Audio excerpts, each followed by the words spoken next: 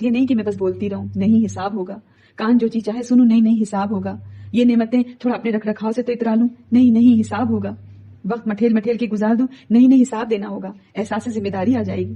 ہم دنیا کے قوانین کی وجہ سے نیک عمل نہ کریں کہ ہم پکڑے جائیں گے، بلکہ اللہ کی پکڑ کے ڈر سے ہم نیکی کریں اختیاری طور پر. اعوذ باللہ من الشیطان الرجیم. بسم اللہ الرحمن الرحیم. الحمد للہ رب العالمین. الرحمن الرحیم. مالک یوم الدین. مالک یوم الدین. پچھلے آڈیو میں مالک یوم الدین پر بات شروع ہوئی تھی.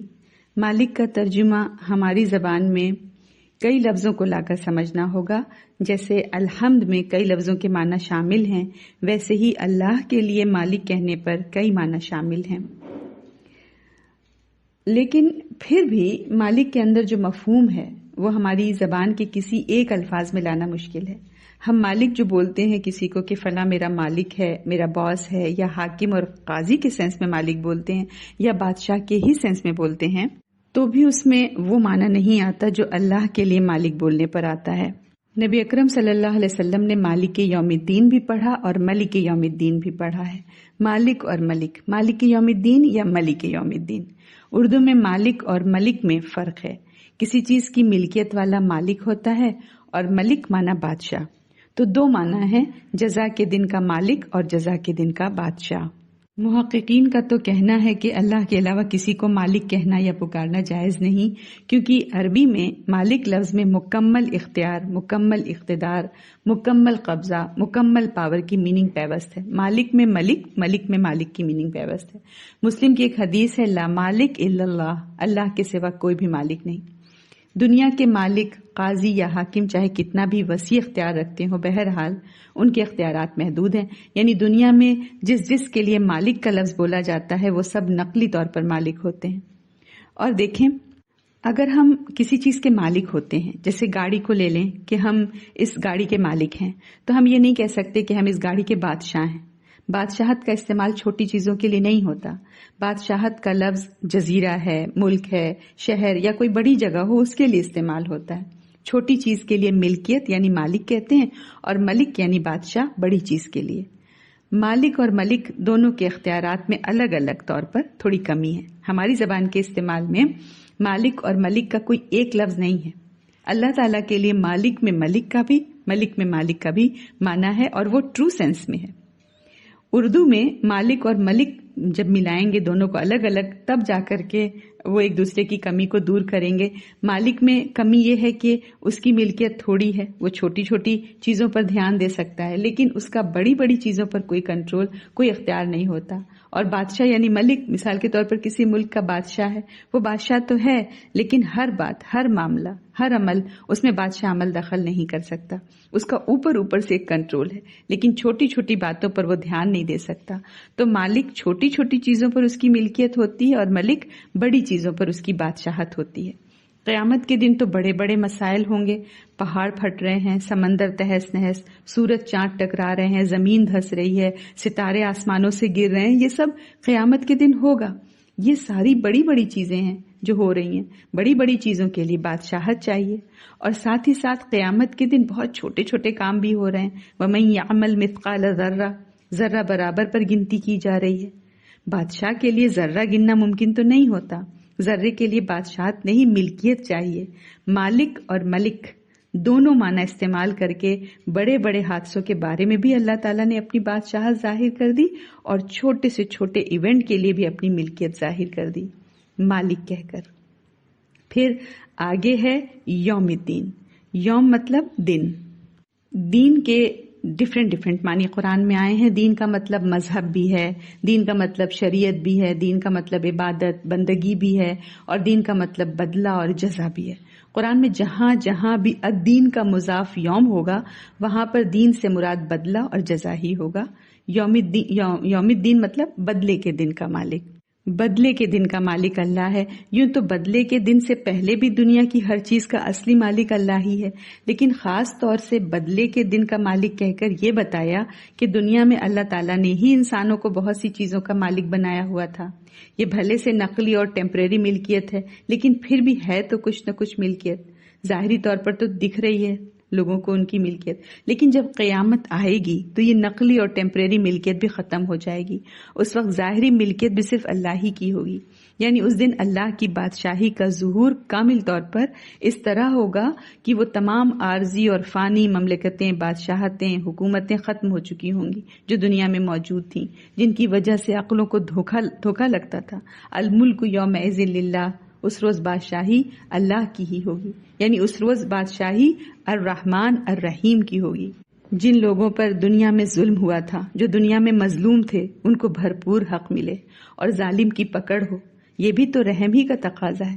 اگر بچے پر کوئی ظلم کرتا ہے تو ماں پوری کوشش کرتی ہے کہ اس کا بدلہ لے لے. تو اللہ کے بندوں پر کسی نے ظلم کیا اور پھر ان کی پکڑ ہی نہ ہو ظلم کرنے والوں کی، تو یہ پھر اللہ کا رحم کیسا ہوا؟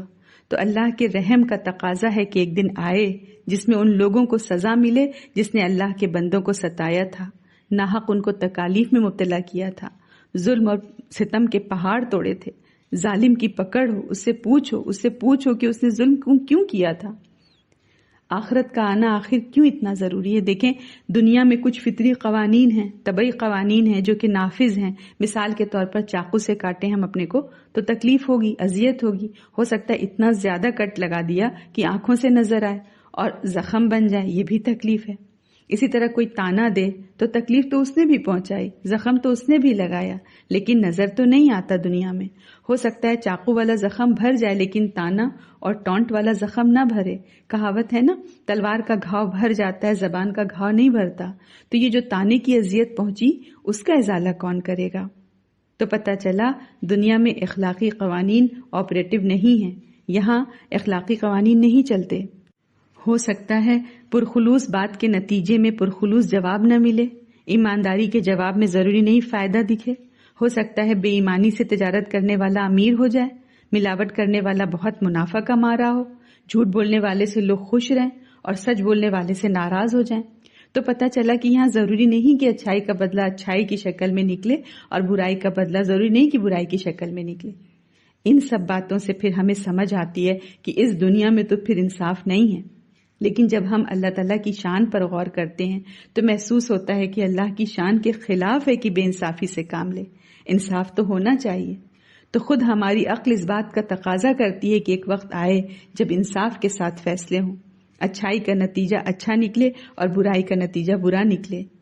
مالک یوم الدین کہہ کر یہی بتایا کہ ہاں ایک دن آئے گا جب الرحمن الرحیم فیصلہ کرے گا. ایک دن آئے گا جب بدلے دیے جائیں گے.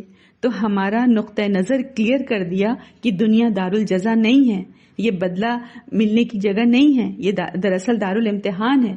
یہاں تو سب کو ٹیسٹ کیا جا رہا ہے. بدلہ تو قیامت کے دن ملے گا.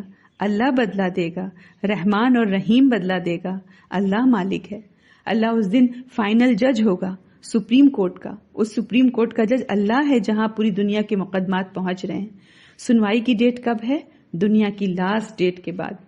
اور وہ ایسا جج ہے جو انصاف کرنے والا ہے، جس میں کوئی تعصب نہیں. دنیاوی جج بعض دفعہ غلط فیصلے اس لیے بھی کر جاتے ہیں کہ بعض دفعہ علم، ایویڈنس، ثبوت، وٹنس وہ صحیح نہیں ہوتا، غلط ہوتا ہے. وہ انہی غلط علم، غلط ایویڈنس، غلط ثبوت کی روشنی میں فیصلے کرتے ہیں. اس لیے کہ انسان کا علم تو لمیٹڈ ہے، محدود ہے. جو سورسز وہ میکسیمم سے میکسیمم یوز کر سکتے ہیں اپنے کیس کو سمجھنے کے لیے وہ یوز کرتے ہیں. ان کا انحصار کسی دوسرے کے اوپر ہوتا ہے کہ جو ایویڈنس یا وٹنس بتائیں گے اسی کے حساب سے ان کو فیصلہ کرنا ہوگا. جج کے پاس اگر صحیح علم ہو بھی جاتا ہے تب بھی وہ اپنے فیصلے کو نافذ نہیں کر سکتا. میرے بڑے ابو وہ جج تھے. فیصلے سے پہلے والی رات بے چینی سے ٹہلتے رہتے تھے. کہتے تھے ہمیں سمجھ میں آ رہا ہے کہ اصل مجرم کون ہے، لیکن ثبوت اور گواہوں کی وجہ سے ہم صحیح فیصلے کا حق نہیں رکھتے. قانون کا ہیڈ ضابطۂ قانون میں بدھا ہوتا ہے، پاور نہیں ہوتا اس کے پاس.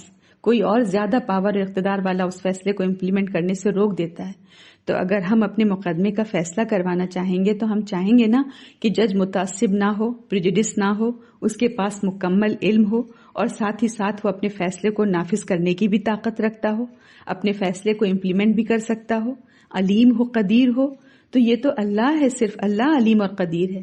کوئی اللہ پر دباؤ نہیں ڈال سکتا، کوئی اللہ کو مجبور نہیں کر سکتا کہ کوئی زبردستی سے اپنے حق میں فیصلہ کروا لے. ایسا ہو نہیں سکتا کہ قیامت کے دن مجرم چھوٹ جائیں اور بے گناہ پکڑے جائیں. الحکم یومئذ للہ یحکم بینہم، اس دن سارا اختیار اللہ ہی کے لیے ہوگا، وہی ان کے درمیان انصاف کے ساتھ فیصلہ کرے گا. تو قیامت کا دن دراصل بدلے کا دن ہے، الرحمن الرحیم کے بدلے کا دن، رحمان اور رحیم بدلہ لے گا. والسلام علیکم ورحمۃ اللہ وبرکاتہ.